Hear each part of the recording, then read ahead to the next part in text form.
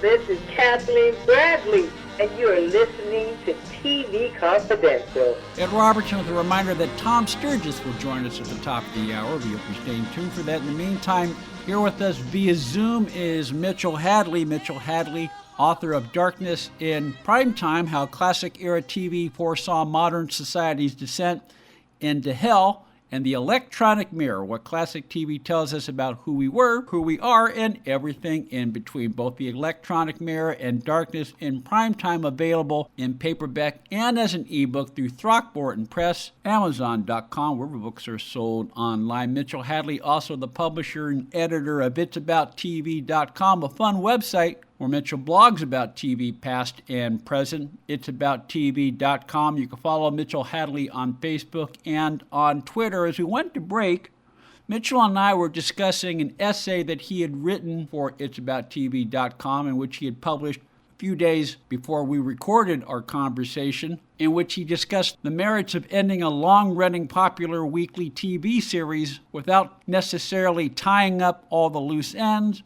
or producing a final episode. In the essay, Mitchell was specifically talking about such series as The Fugitive and Route 66, the premises of which all had to do with the protagonist running away from something. As we went to break, I said to Mitchell that I agreed with his premise overall. It's not necessary for every series to have a definitive final episode. I also said it's impossible to do that today, given the onset of social media, daily recaps in newspapers and web forums, and how showrunners of popular series today are very, very mindful with how certain characters and story arcs are playing across social media. The end result of which is that social media pretty much demands that a popular network series today produce a final episode. Yeah, they've kind of trapped themselves into that way of thinking, I think, because the fact that TV, dramatic TV particularly, but even sitcoms, the fact that they've moved so deep into serialization, where you have themes and threads that run through the entire series, even though the episodes themselves may have self-contained stories, it almost demands that you bring that thread to an end, to a conclusion. And so even with sitcoms, which really shouldn't by and large have an end because they're based on a situation. They're based on life. They shouldn't. But you're right. They're prisoners of their own success and of their own creation, so that they have to, if nothing else, they have to create a situation that they can wrap up at the end. And I think Seinfeld is the perfect example. If the show truly was about nothing, then that would have been the ideal show to have no last ending at all, because it shouldn't have been about anything. You can't end nothing, or else you wind up in some kind of an existential loop. Exactly. My the example I like to go to is Sex and the City, and I'm talking about the original Sex and the City. Mm-hmm. I'm not talking about the sequels and the movies and this. I'm talking about the original series that ran 7 or 8 years on HBO in the early 2000s. To me, I mean, and I watched most of it. Mm-hmm. I was married at the time, and it was one of the shows we would watch together. And like most people, I got involved in the characters and certain characters and the storylines and this, that, and the other thing. But my thought was, if you're going to end the show and be true to the character and true to the premise of the show, Carrie should end up alone, because Carrie was a malcontent. Carrie, she was never happy with whoever she was. Dating at the time, be that big, be that whoever. And she was always happiest with her core group of friends. But of course, you couldn't do that. And so they gave the ending, which was, the fans wanted her to get together with Chris Noth. Chris Noth, of course, played Big, which I understand why, but I thought the ending was terrible. Well, you could make a case that one of the great final episodes of all time was the last episode of Perry Mason. It's a fun episode anyway, because so many of the crew play roles in it, and Earl Stanley Gardner is the judge. Yeah, but at the end you've got you've got the three of them. You've got Perry, Paul, and Della, and they've just won their latest case. And the episode and the series end with them discussing a new case that's going to be coming up. And so that was perfectly that was just perfect, because Perry Mason's job will not end whether you see it on TV or not. He's always going to be involved in these kinds of things. And it was a perfect lead in to an entire generations of reruns, because the show just never quits. It's like the time tunnel. At the very end of the time tunnel, they wind up back on the Titanic again. And it becomes this feedback loop. And I think Perry Mason, on so many levels, even though that is not formally a final episode, it's almost a perfect example of one. It is one of the few shows that has never left television. Somewhere as we speak, someone somewhere is watching, not only watching Perry Mason, but probably discovering Perry Mason for the very first time. What are you working on next, Mitchell? You mentioned you're working on a novel.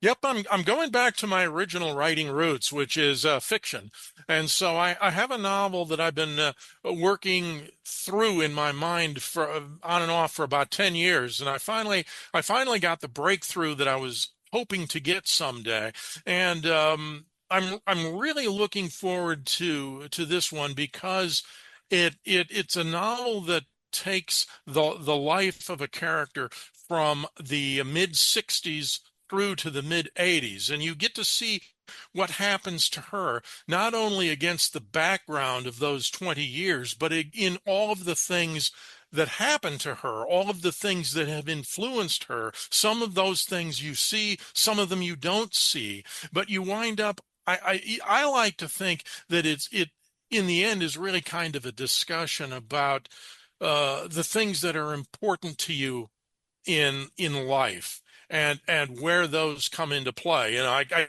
guess that's not surprising, considering the way I tend to look at some of the TV things. But then, after that, I've got this idea for a murder mystery that's actually a dark comedy about what happens when somebody is murdered and nobody, including the police, cares about finding out who did it.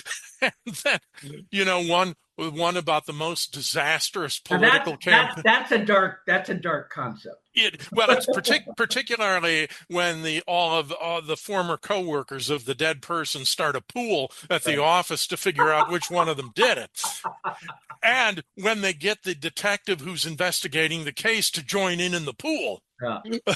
But, I've got one about the world's most disastrous political campaign, which may or may not be based in part or in whole on a campaign for which I may or may not have been the candidate myself. So which is part comedy and part tragedy, I suppose. But there are some ideas that I've had for a long time, and I love the freedom that comes from writing fiction. I'm not going to stop writing about TV. It's About TV is going to continue for the foreseeable future as a going concern, because TV is so much a part of me that I can't not write about it. Maybe by the end of next year, I'll be talking about another book. Okay, well, knock on wood. Knock on. In the meantime, Darkness in Prime Time, as well as The Electronic Mirror, Mitchell's two books on television, as well as his novel, The Collaborator and The Car. Did I miss any of those? Those are your other two novels, correct? The Collaborator and The Car. Okay. Mm-hmm. And those, if you go to my website, it's abouttv.com. There's a tab for the bookstore where you can go there. You can look at all four of these books. It has direct links to a number of different sources you can use to purchase them. So if you don't like Amazon, you can go to Barnes & Noble. You can go to Books A Million.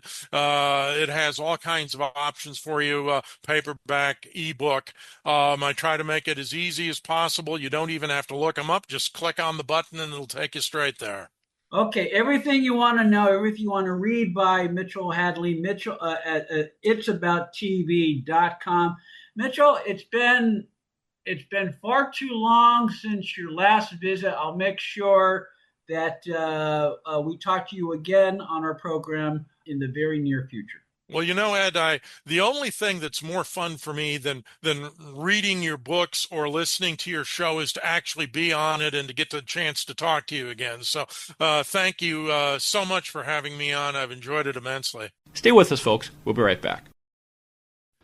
Buying or selling a home can be one of the most stressful things we'll ever do in life, but it doesn't have to be. And no one knows better than our friends at Front Porch Realty.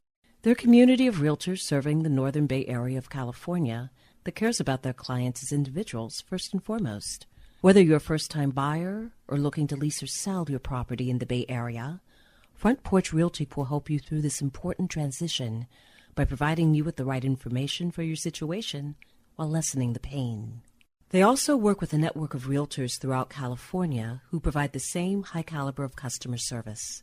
Call Karen Strain at 415-886-7411 for a realtor referral near you. You can also visit their website, frontporchrealtygroup.com, for more information on the services they provide, including upcoming workshops and seminars.